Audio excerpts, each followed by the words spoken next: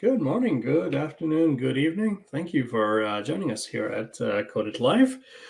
Happy Thursday. It's .NET Dev Showtime. I'm your host, Sam Basu, and with me I have my wonderful coworker, Matt Wrock. How are you, sir? Good, I'm good. Thank you. So just before we started, Matt, you were asking me like how I was, and I'm okay. I'm holding up, but I really have been better. But this may be like a public service thing, and particularly like as some of us grow a little older, like we have to take care of our bodies. We have to take care of ourselves. So I have like a sprained neck, which I thought like it came from my workouts or like bad sleeping posture or something, but it's looking more like a pinched nerve. So you know how like our spinal cord goes down and the nerves come out and then they go all the way down to your hand. So I have like pain and numbness down my shoulders into my arms. It's not good. So I have to probably get some physical therapy. I mean, I've had like back issues with herniated discs in the past, so it's just not fun. But, sorry to hear that. I'll be okay. It's just so you, like throughout the stream, if you see me like stretching and grimacing, that's what's going on. Anyways, so welcome to Coded Live, folks. I see chat room filling up. So yeah, we are here. It's Thursday, and Matt had joined me. So it's a good thing, Matt, that you are coding and I'm not today, because I'm not as fast on my keyboard today. So Matt had joined me, I think, 2 weeks back, right? Yep. So we had kind of an intro session into Chef Habitat, which was fascinating. I've never delved into this type of orchestration and automation. So Matt was kind enough to show me all the things, but those were just the basics, right? So today we want to take the next step. Yep. Okay. Yeah. So just to kind of maybe just to recap a little bit for those that maybe didn't see the last stream.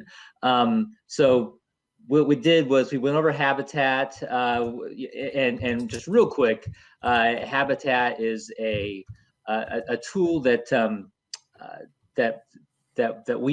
my company, or Sam and I's, our employer, Progress Software, and Chef Software, which is a recent acquisition of Progress, which is where I come from. One of our main products is Habitat, which is all about application automation. So this tool that we're going to be going through is really about automating your application. So rather than doing everything manually, every single time you want to release new software, people do it differently, but I've seen, there's been some crazy scenarios, right? Like where people, drag and drop the folder from their personal desktop to the production server. Like, we don't want to be doing that because that just is a recipe for disaster. So this is all about kind of more of a coded experience, a codable, repeatable experience, where we can package our software, deploy it to a set of, a set of nodes in an environment, and do things like update it, maybe change some configuration and whatnot. So last week we went through some of that, and I had a sample application. It was just a very bare bones sample .NET application where it was an entity framework sample. In fact, it was Microsoft sample, and it was talking to a SQL Server database. So we really just kind of talked about, like you said, Sam, the basics of Habitat. We got in kind of the basic building blocks of how do you get your application plugged into Habitat. What kind of environment do you go into to actually build your package, and then we really kind of at the end, we just simply got to the point where we built it and we ran it. So what I was thinking that we could do today was, first of all, move to a different application. So like I said, last week we had a basic ASP.NET application talking to SQL Server. This week I've got, it's still pretty basic.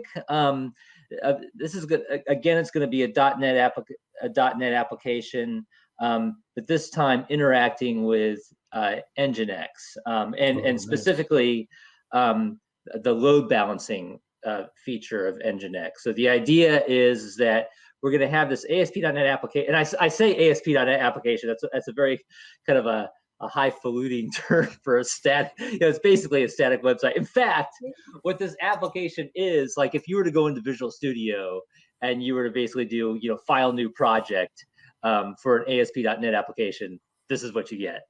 This is that exact application. But for the purposes of this, all we need is just an application. And so we're gonna spin up this application with Nginx. And what I want to kind of show is some of the service discovery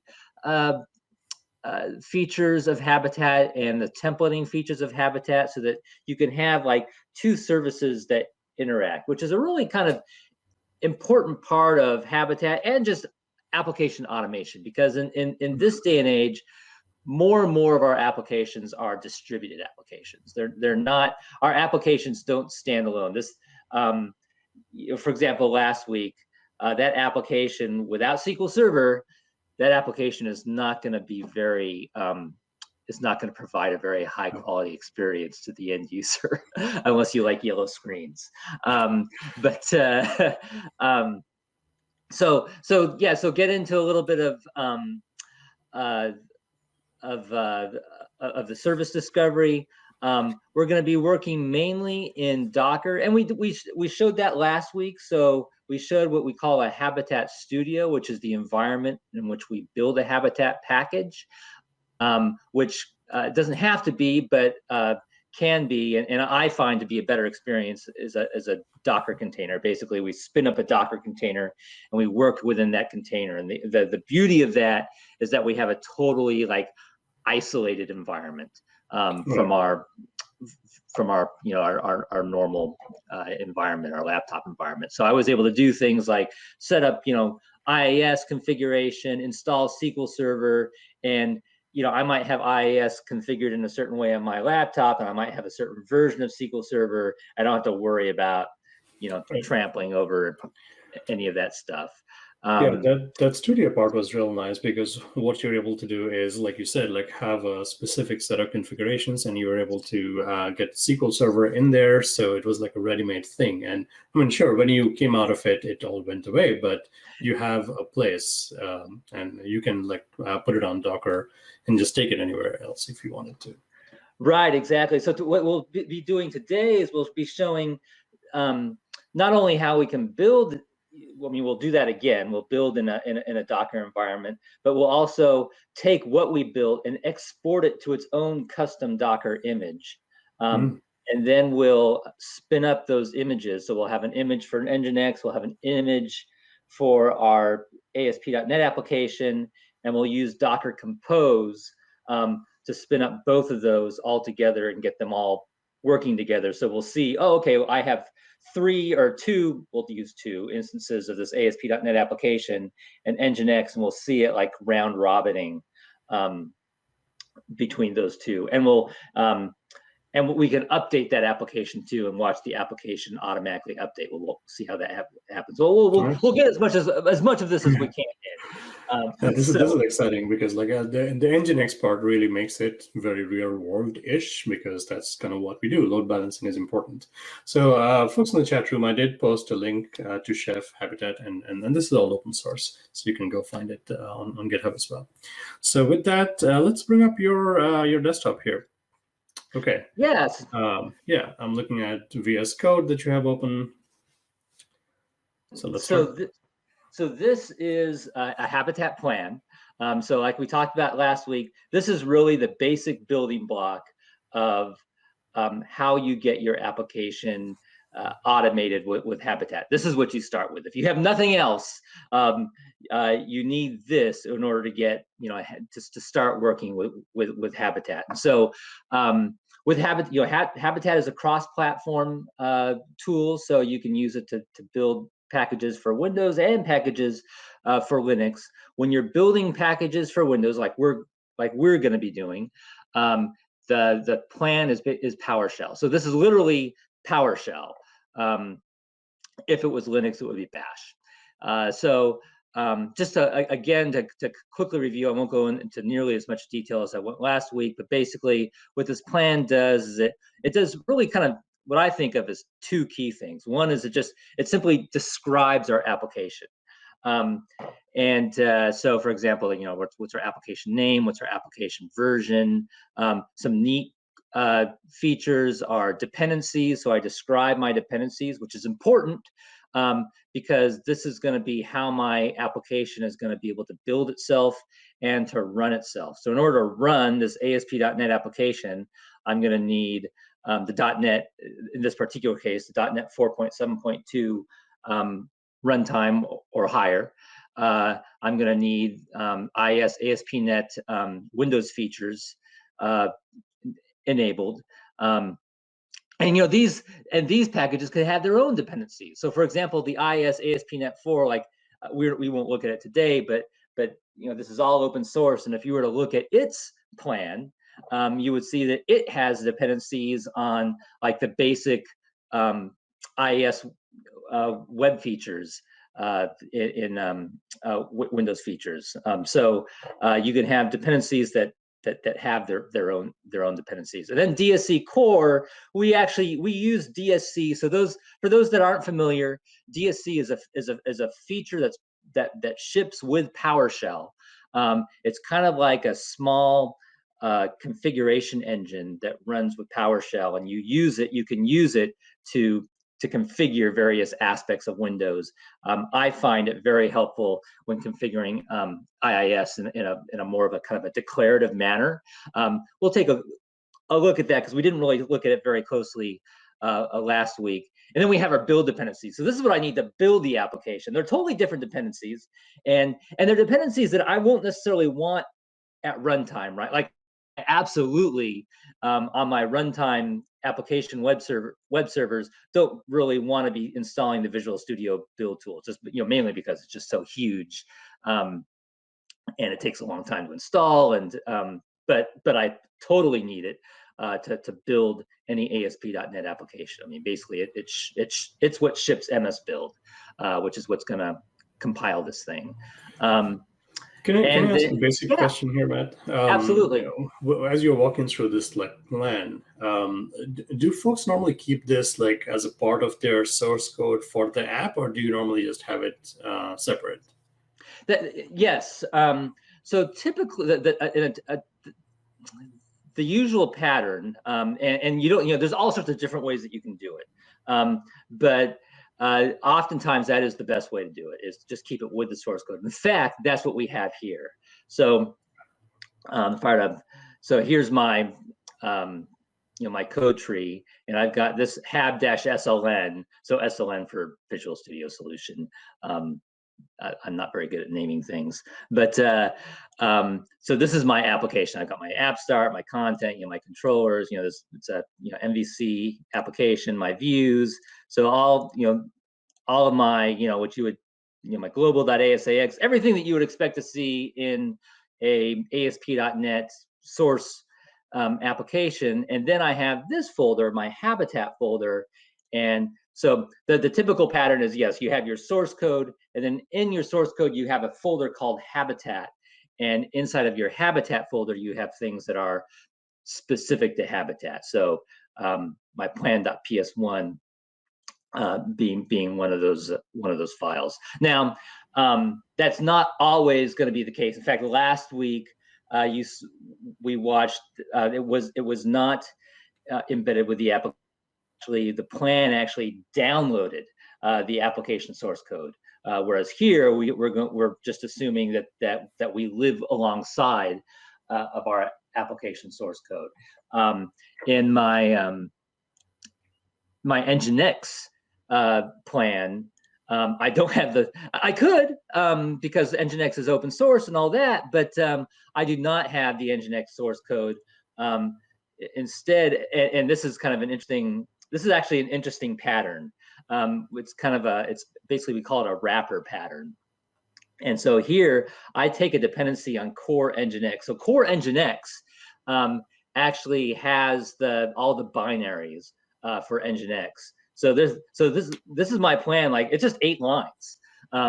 And basically the main need of this is my dependencies, is that when this installs, it's also going to bring down all the Nginx binaries. The main thing that this plan is giving to me is in this config directory, where I have my Nginx configuration file, and I'm doing some templating here, which I'll get into in just a little bit. Does that satisfy your question, Sam? Makes sense. Yeah. Okay, cool. So so then just in this plan, so for our ASP.NET application, we're going to we have an Invoke Build. So these are basically the functions where we tell Habitat how to build our plan. Because the thing to remember is that Habitat knows nothing about our particular runtime. Habitat doesn't know anything special about .NET, Go, Ruby, but you can build all those types of applications inside of Habitat. So it's using these callback functions. This is where we inform Habitat to do the things that we know how to do as as a .NET developer or as a owner of a .NET application. I will probably know how to compile that application, and this is where I tell it to use MS Build, to use NuGet, to do those things. And I can just call it MS Build. Like, I can just assume that MS Build and NuGet will work because I've declared build dependencies on those, which will put those tools on my path and give them to me. So one of the great things that I personally really like about this whole setup is that I can go on to any like modern Windows operating system, and I might not know like what's on it, or might not have anything on it. I might have just spun up an instance in AWS, for instance, or be inside of just a plain Windows Server Core Docker container, and I've just declared everything that I need. So I don't have to worry about like what's there. I'll just tell it what I need to be there, and it gets pulled down. So that's a little recap on the plan and kind of the structure of the plan. So the next key step that we went through last time, we'll just do real quick here, is okay, well, we have our plan. Now we need to actually let's build and run this thing. This is just the demo ASP.NET site, so it's not going to need, like our last time we needed SQL Server. This one doesn't. So over on my other desktop over here, I have 2 PowerShell windows here. This one I've already, just to speed things along, I've already entered a Habitat Studio, and I've pulled down a lot of my dependencies like Visual Studio, just so that we don't have to wait the 5 minutes that it takes to pull all that down, because it's like half a gig that's compressed. Matt, so, is it possible for you to bump up the fonts here? Oh yeah, absolutely, sure. Let's see. Try 20. Yeah. How's that? Is that better? Okay, yep, cool. Yep. Do the same thing over here. Sorry to mess with your windows. You had them nicely stacked. Oh, no, that's okay.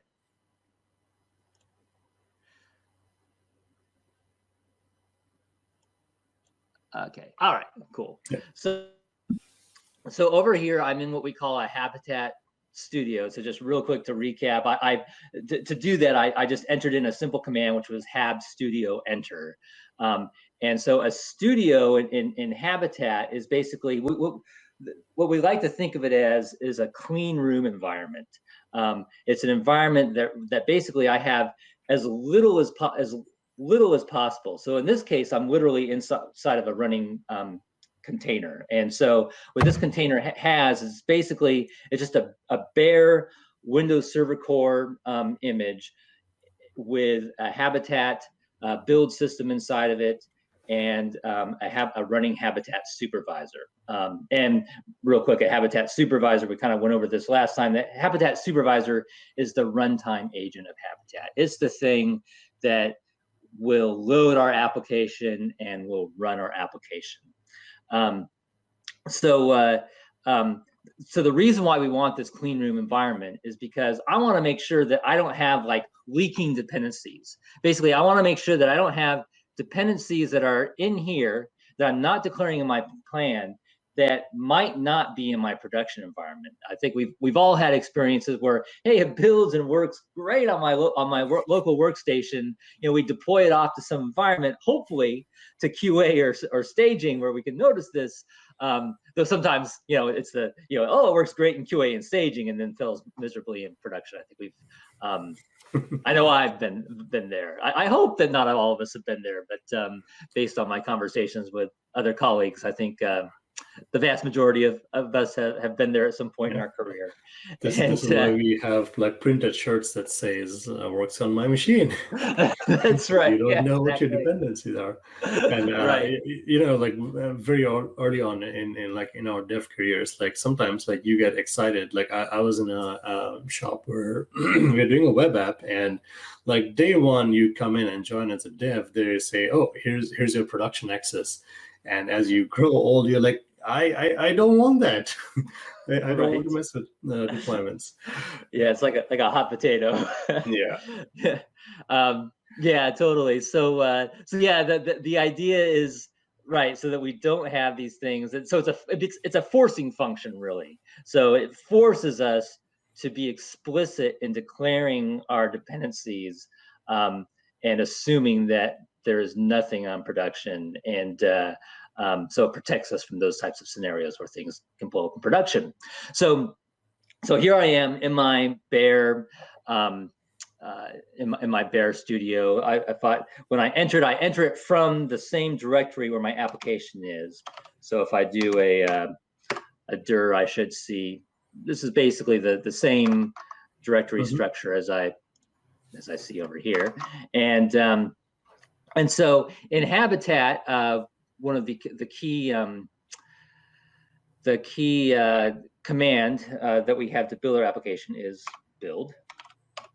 So I'm going to just run build, and this will basically, what I have to do is, so this is kind of special because I actually have two plans in this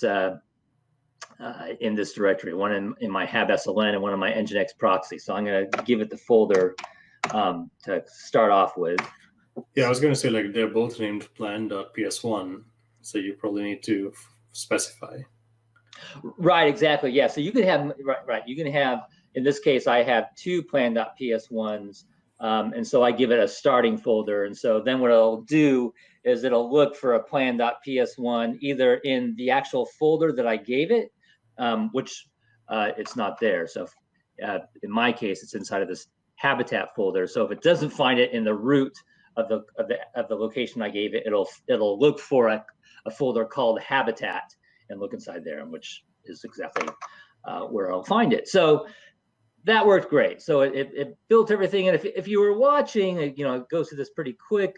But for those of you that are used to building .NET applications on the command line, like this should all look pretty familiar to you. Like this is all just MS Build output. So it just tells me that MS Build, it's doing its thing. You know, thankfully there's no errors. First of all, this is a super basic application, and I've done this before. So for the longest time, sorry, Matt.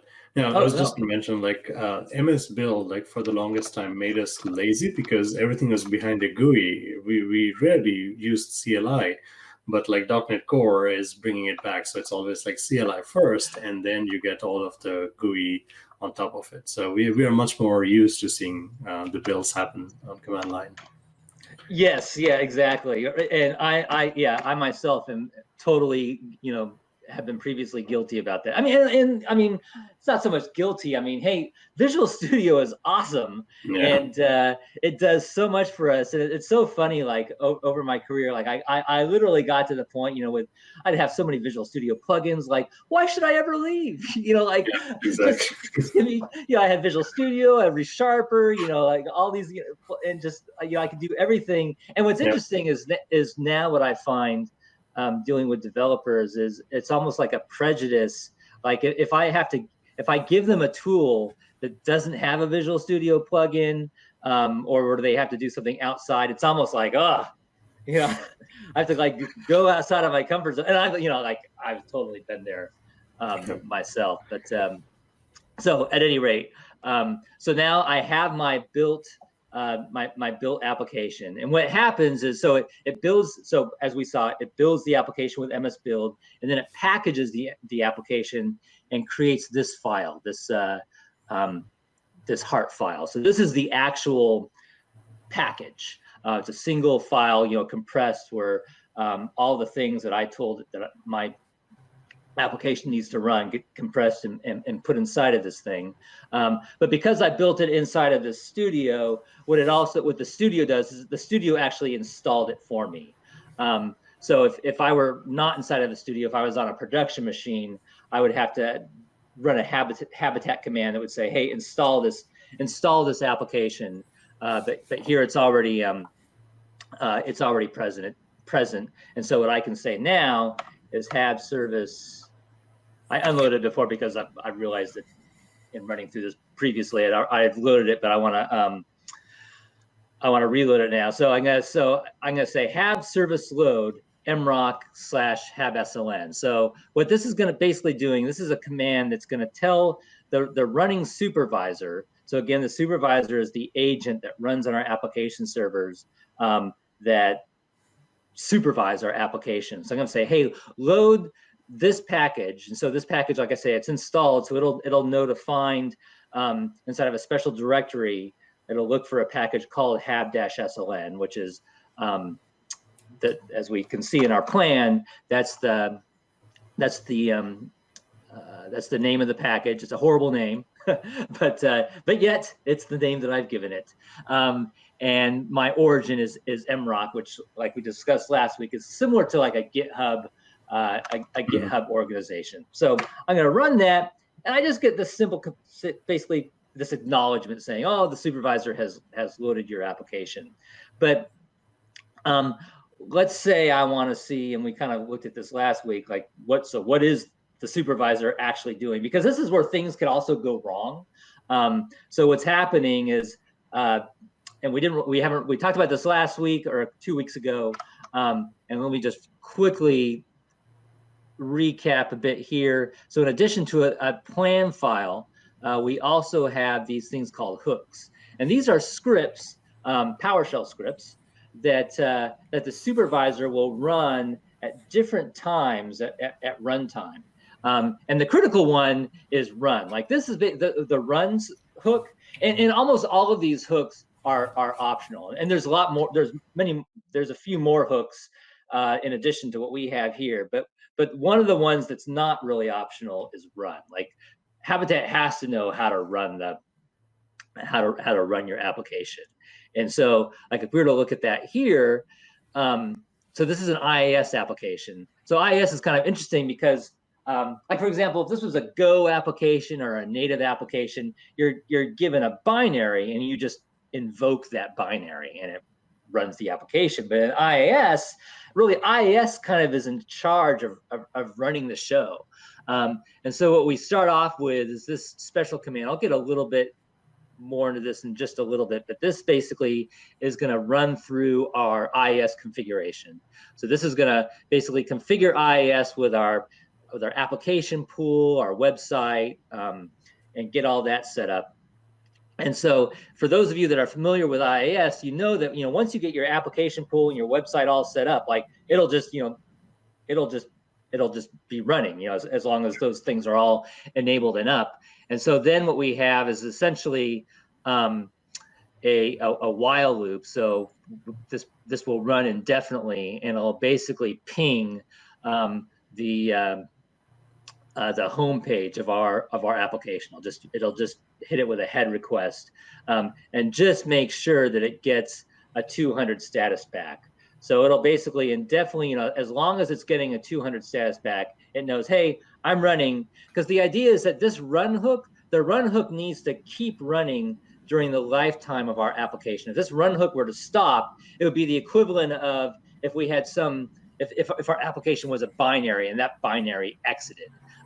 Then Habitat would say, whoa, what happened here? The application has stopped, and its first response would be to try and restart the application. And then in our finally, you'll see we have kind of some friendly shutdown behaviors where we actually stop the application pool and we stop the application site. So if something were to truly go down, or if I were to tell Habitat to stop this application, it would then gracefully shut everything down. So I say all that to point out that's what's happening, and this is all PowerShell, and so for every single line that I write here, I could write something bad, right? Like it's an iterative process, just like anything else, to get all these hooks right. And though some of it can be fairly boilerplate, and I can do a lot of copying and pasting and have pretty good confidence, but I'm going to type get supervisor log, and this basically tells me, this basically gives me the output of any output that hook would have generated, which is this. I've got write hosts for all of this stuff, so I see all this, and my last line here is hey, it's running. So I'm going to actually copy this. Nice. Oops, copy this, and I'm going to go to Google Chrome here. And yay! So I see that it's running. This is the version that I'm running. This is actually the version. This is the release stamp of this particular application. So yay! So I've got it. I've got it actually running. So that kind of goes through or recaps just the basic building of the application. So if you want to go back to the logs one more time, so you did a build first. Right, and then you loaded that thing in your. Then you had the supervisor load up the app, and now it's running because it's giving you the output of the run hook. Yes. Yeah, I do love how, like, at the end of the build it says, "I love how a plan comes together." Right. Yeah. So okay. Yeah. So let's now make this a Docker image. So I've got this application. It's running, and so now I want to so like that's great. And now let's make it a Docker image. So I could actually run it like not just in a studio, but in any Docker container. And we'll see where that comes handy. I can come handy for testing purposes, especially when we want to test it out with Nginx. This becomes really handy when I want to test one service with another service, and I don't want to spin up a bunch of VMs off in AWS. In this particular case, it would be just super easy for me to just spin up a few containers locally, which is exactly what we'll do. So I am going to run over here in my other window. So while you're doing this, the app is loaded up and it's running because nobody stopped it. Exactly. So the run hook is constantly checking the head. Exactly. That's okay. Right. So I'm going to say add package export container, and let's see. I'm going to say, so one thing. So when I build, what I need to do is I needed to give it. So the next argument here is the actual heart file that we built. So basically, this file. Right here. So I could, one thing I could do is actually, this won't work. So I can't copy this because this is the path that works inside of the container. But here I'm in my local, I'm not in the container, I'm in my local environment. But what we've done when we entered the container, it mounted our local directory into that container. And so when it did the build, it copied this heart file into this results directory. In fact, actually, let me back up here real quick. We'll do a dir results, and we can actually see these files. So I built this a few times, and the one that we built just now is this one here at the bottom. So so because it was mounted, I have access to that in my local system as well. So I'm going to say have package export container result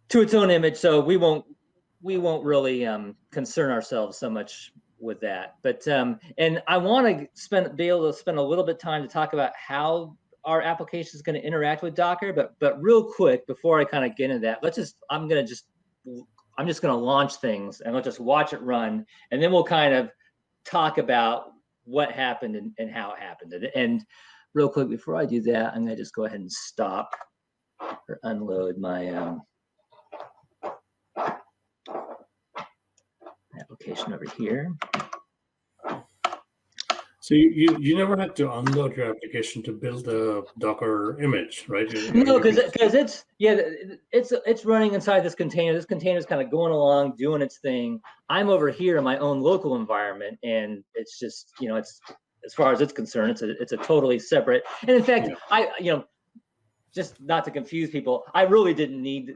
It's almost for my own cognitive safety to unload that. Just so I know, like I don't have this other thing going on over there. But everything that we're about to do could have easily been done without unloading that. It's because it's running off in its own environment. So here I am. So I've got this. One thing I will show real quick before I run this is this Docker Compose file. And again, so for those that aren't familiar, I don't want to assume anything. So Docker Compose is a neat tool for when you want to run multiple, like when you want to orchestrate running multiple containers. So typically, if I just have one container, those that are familiar with Docker know that you've got the Docker run command, and that just runs my container, and that's great. But and I could totally do all of this stuff without Docker Compose. I would do Docker run on one ASP.NET application container. I'd do Docker run on a second one, and then I do Docker run on an Nginx container. But I've also got like all these command line arguments that I'm going to be passing into my Docker run to expose certain ports. I've got certain command lines that I'm going to be adding to enable certain environment variables. And so what Docker Compose allows you to do is orchestrate that into a much more repeatable manner, where I can say, okay, here are my images. So I've got my mrock Nginx proxy image. I've got my mrock habsln. And this is basically, under the hood, this is basically going to do the same thing as a Docker run would do, but it's going to set all of those arguments for me. So basically what this is going to do for Nginx, it's going to map port 80 locally into my local system. These are some special habitat gossiping ports that I just won't get into right now. It's going to set these environment variables. So Habitat does have a license acceptance requirement that you can accept off the command line, or you could also just set this environment variable that explicitly tells you that. So, because if I didn't set this, like nothing would happen, and I would get this nasty little message saying you haven't accepted the Habitat license, and we don't want that. I won't get into this. This is for some other things that I show. But basically, it gets into how I could. There's ways that I could access a Habitat supervisor remotely, and that helps me do that. But what's important here is. One is this command. So in the command, basically these are command line arguments that it's going to feed into the image. And so this command line argument goes basically right. These are arguments that I can give directly to the supervisor. So the supervisor takes a bind can take a bind argument, and this tells Nginx to bind to my Habitat applications, and we'll get it. So I won't get into this any further now. We'll get into a little bit deeper in just a couple of minutes. But basically, the idea is this Docker Compose can configure multiple containers that I want to run, and I can specify basically arguments that I would have to specify on the command line that I might also forget. This kind of just codifies all that. Here I can put it, I can, commit this to source control, I can clone this somewhere else and just run it and not have to remember what are all these things that I passed in order to get this particular environment running. So I'm going to actually So I'm going to actually run. So Docker compose the Docker compose up command is basically going to say, hey, let's spin all this stuff up. And I'm giving it a special argument called scale.net equals 2, which is basically saying, I want you to spin up 2 instances. So spin up, if I said nothing, it would just do 1 of everything. But instead, what it's going to do is going to do 1 Nginx, and it's going to do 2 instances of HabSLM, because what good is a load balancer if we only have 1 instance of our application? So, so here I can see, you know, 2 and 1, my 2 .NET applications here. This Nginx, this is the supervisor output that we're looking at. And so basically, we're kind of waiting for everything to kind of hit a state where everything is running. So, so our .NET application. Yeah. So now we see the 2. So everything should be good here in just 1. Nginx is doing its final kickoff here. So I'm going to go ahead and, okay. So, dumb question here, Matt. So yeah, this has got nothing to do with your studio. You're literally spinning up 2 images, and this is local to you, right? This is all local. Yeah, I'm totally out of the studio right now. Yeah. Okay. And yeah, I'm local, and I've like we just saw, I built an image off of that application. Previously, I built an image off of Nginx, and so now I have, you know, both of those applications are Docker images that I can spin up. And so now what I can do is I can go over to the, and because so what's happening is Nginx is running off of port 80. I mapped that port 80 locally. So what that means is I can just go to localhost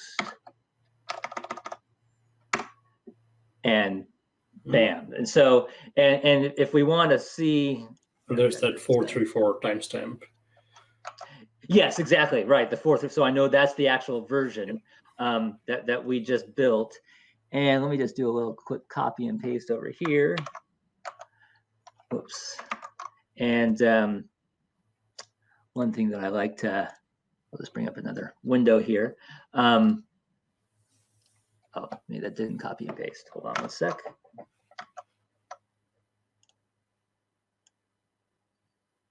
So this is, I do this because this is going to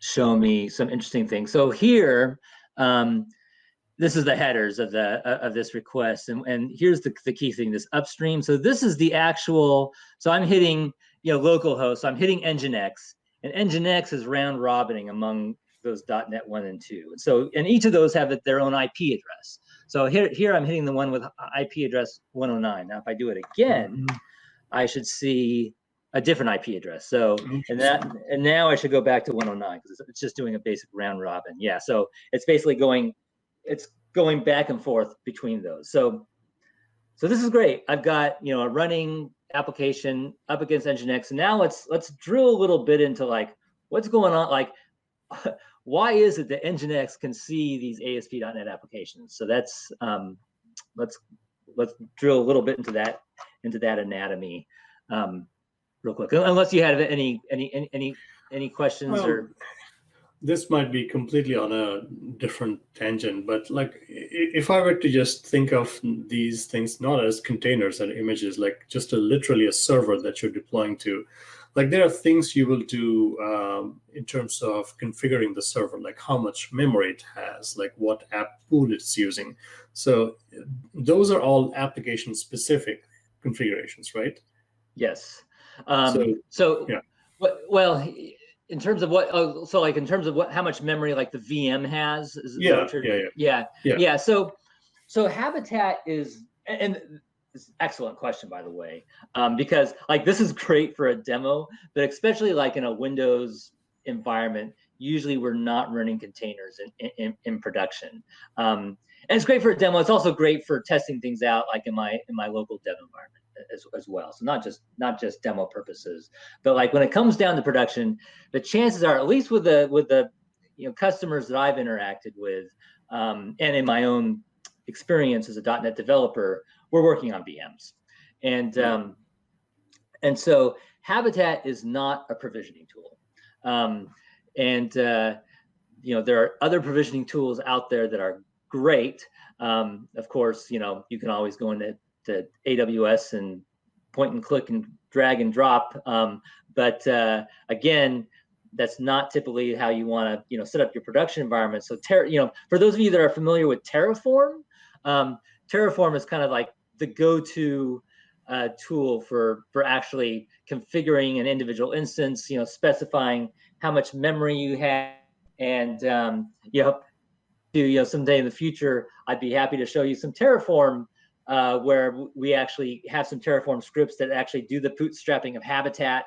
So they'll bootstrap getting the Habitat environment, up and going, getting the supervisor installed, telling it what applications to load. But yeah, there is kind of some of that, with the Docker Compose, a lot of those things are hidden from us. But absolutely, there's times when I need to tell this VM that I need so many gigs of memory, because I know that things are going to go badly if it doesn't have that. And Habitat is not the tool for that. No, but I mean, this may be another related question here. So Krish Mikey in the chat room is asking, how about Azure? Because you talked about AWS and how easy it is to spin up these things. And I mean, given it's a Docker container, it's the same, right? Yeah. And so first of all, Azure, same thing. And Terraform, so Terraform has all sorts of different, plugin providers. They have Azure providers, they have AWS providers. I just say AWS because that's what I used the last time I set up a VM, but I use Azure as well. And you've got all the same automation tools available to you, and and both AWS and Azure have their own container registries, and if I want to actually run this as a container inside of Azure or AWS, I could certainly do that. But typically, again, from what I've seen in the the day-to-day production life of .NET, we're almost always working with VMs. Unless I think you'll see containers more in production in the .NET Core on Linux world. But I love the container because it just, I used to I used to use VMs for so much stuff locally, for testing things out locally, and it's just so heavyweight, especially now granted, a Windows container is not nearly as lightweight as a Linux. I mean, there's just it's huge. But if I want to spin up 3 instances of something in Windows containers as opposed to 3 instances of something in VMs, I've definitely gone a step down in terms of footprint on my local environment. I mean, Windows VMs, your local machine will complain. Even 2 is sometimes a stretch, given how beefy your machine might be. Yeah, totally. So anyways, let's take a real quick look at. Let's go back to that Nginx configuration file that we kind of quickly peeked at before. And so it's cool if you don't know anything about Nginx. But the things that I want to point out here are these double curly braces. So whenever you see these double curly braces inside of a config directory or a hooks directory for your Habitat plan, that is our Habitat templating system, which is basically using handlebars. So if you're kind of familiar with handlebars-based templating, this uses a lot of the same constructs. So what will happen is when Habitat starts up the application, it will process these and it will render these templates. So on the final machine, these templates will not have these double handlebars in them. But what's happening here? So let's look at this one is the most important one. So what this is doing is it's saying, hey, for every single backend system that I've bound to, for all of those members, iterate through those, And so what it's going to do is it's going to create, so in our case, I have 2. So if we look at my Docker compose, I can see I bind. And so in the bind argument that I give it, I really have 2 important tokens here. I have one before and one after the colon. So but before the token is what we call our binding alias. So it's just an arbitrary string that we use to basically label this particular bind. And and then what's afterwards is basically what I'm telling it what to bind to. So for this backend label, look for services that are running that are called habitat -sln. Because I've started 2, it's going to find 2 of them. And so and just real quick, the way that it finds 2, like these are totally 3 separate containers. Like, how is it finding them?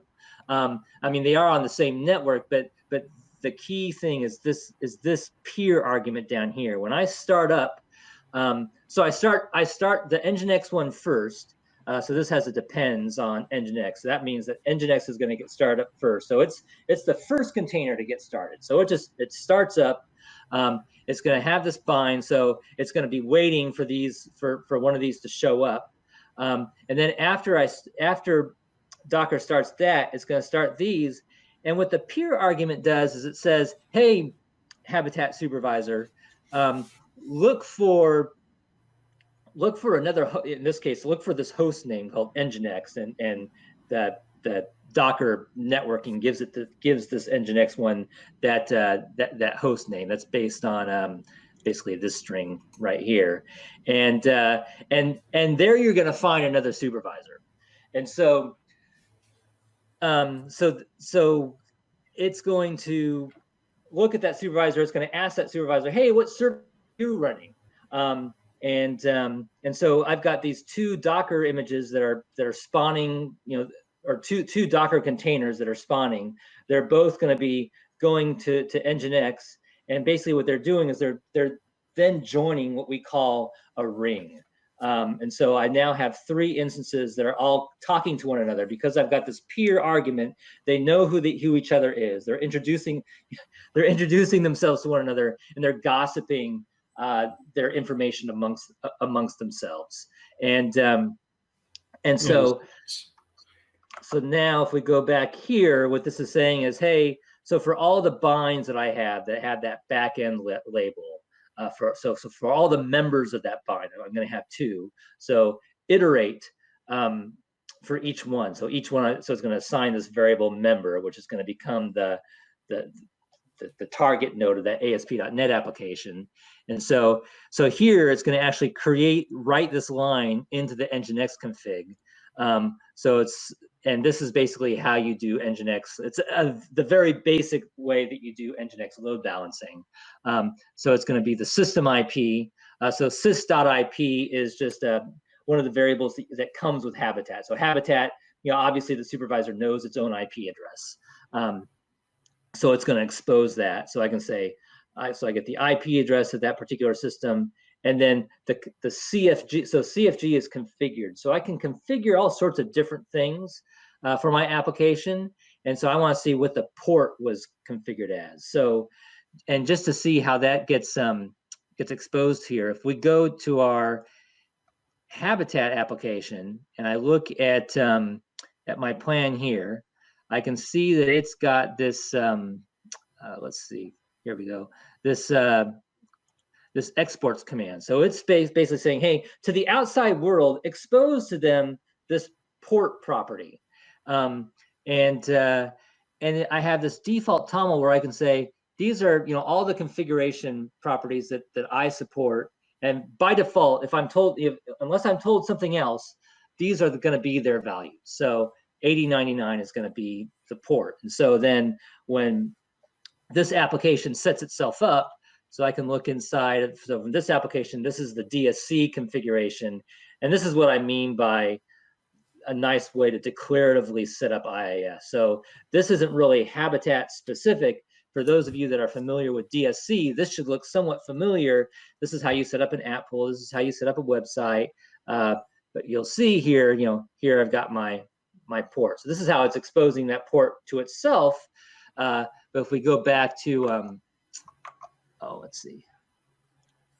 I gotta say, I was not, I had not encountered .toml files before. I'm just looking it up. It is for configurations. It's nice. Yeah, in the Windows world, it's kind of similar to like, well, you don't see them so much anymore, but the .ini files is kind of the similar setup. So basically, so that's how Nginx is able to find these things. Is it's actually able to dynamically insert these lines into the configuration. And the great thing is like I could like right now I could add a third instance to that. And what that would do is it would go and because I'm using that peer argument, it would find Nginx. And Nginx would actually, the way Habitat is structured is Nginx would say, oh wait, there's a new member. I'm gonna now go regenerate my configuration. And if that has changed, then I'll reload myself. And so I could actually dynamically remove and add servers, as I so choose. So that's probably a good place for us to no, this is off very here. good. I think we've covered a lot of ground. Yeah. Yeah. Now, if you go back to your Docker Compose file one time, I think I saw something I wanted to ask you. What is that strategy at once? What does that do? Oh, no, that's a great question. So the strategy at once. So we didn't really get into it, but I can update my application. So let's say like if I was over here, I do a build again. So now it's gonna, oops. Because I didn't tell it where. So if I were to build this again, like it would build a new plan file, and I could take that plan and let's see, this if we have like 3 minutes, I could actually show this. It might get the message across. But the idea is that I'm gonna push this out, and because I have that update strategy, my running Habitat applications are actually they're pulling for updated and new applications. So I now have let's see, so this ends with 353.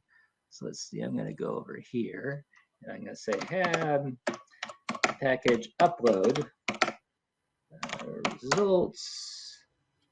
Oops, let's see, results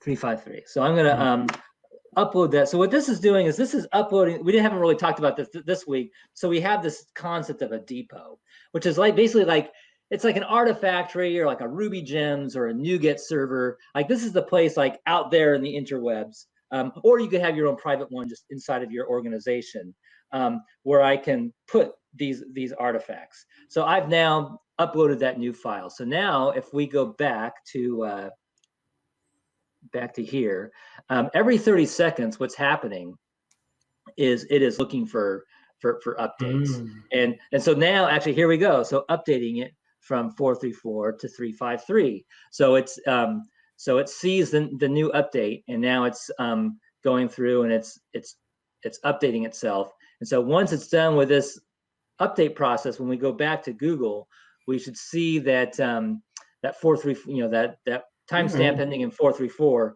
changed to 353. And it stopped the solution, stopped the pool, and now it's bringing it back up. Right, and there's fancier ways that we could do this. So I have over here, I've got strategy at once. So there's different update strategies that are available. At once basically says, as soon as you see a new version, update yourself.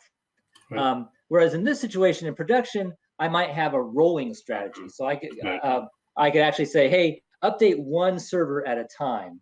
And because I have a load balancer, I know that I can hit that load balancer and I'll just go to the one that's up. But so now if I go over here, if I refresh this, I should see 353. So that's basically what. Very, very cool. I love it. Yeah. I mean, the power here is like through all of these configurations and the Docker Compose, you have the ability to update apps on your own terms, and also add containers to it that's running the same app. And since you have Nginx, it's going to do round robin or whatever to give you the thing that is up. Yep. So yeah. Yeah. So good. And real quick, so this channel, this is telling it when it's looking for updates. So I just uploaded that to the depot. I probably don't want my production servers just grabbing willy-nilly the latest thing that was uploaded. So unstable is basically the default location when I upload a new package where things go, but I can create arbitrary channels. So I could create a production channel, and I could, when I feel like, okay, this application is ready, I can promote it from unstable to production. And if this channel was production, it would be listening to that production channel and only pulling in applications from that channel. So this is very, very cool. In the chat room, hey, hello friend, Curious Drive is here. You missed a lot of the fun here, Curious Drive, because we went through Chef Habitat, kind of beyond the basics today, and we looked at taking an ASP.NET app and just a boilerplate one, putting it behind Nginx, and you generated things on, well, you had a, okay, what's the term? Not a solution, but studio. You had a studio first, and then you built a Docker image out of that, and then you are hosting multiple instances of that, and then you're letting Nginx kind of round robin through. Exactly. Right. Yes. Yeah. I entered a studio. I built the application. I exported that application to an image, and then then I just let Docker spin all that stuff up, and the supervisors talk amongst themselves and discover the DSP applications. Very cool. And we also saw like how you were able to push new images, new servers to the mix, and also how you can update and have some flexibility as to how those updates are picked up by the containers. Yep. So very, very cool. All right, Matt, I think this is a good stopping point. Is there anything else you want to wrap up with? No, I think that's good. Thank you so much for giving me the opportunity to show this. It was fun. No, this is very, very cool. And folks in the chat room, you may have seen me kind of stretch my neck all throughout. I'm just trying to keep my nerves going, and might need some help getting some mobility back, because I think one arm of mine is going a little numb, which is not fun when I'm typing. So I got to go take care of this. But yeah, thank you so much, Matt. I know it's still early morning for you to come and hang out and show us all this stuff. And Curious Drive, Krish, Mikey, and everybody else in the chat room, thanks for hanging out with us. And I think that's it for this edition of the .NET Show, Dev Show. We'll be back next Thursday, and we'll bring you more goodness. So until then, stay productive, stay safe, and we shall see you on the next stream. All right. So bye-bye from me and Matt. Bye.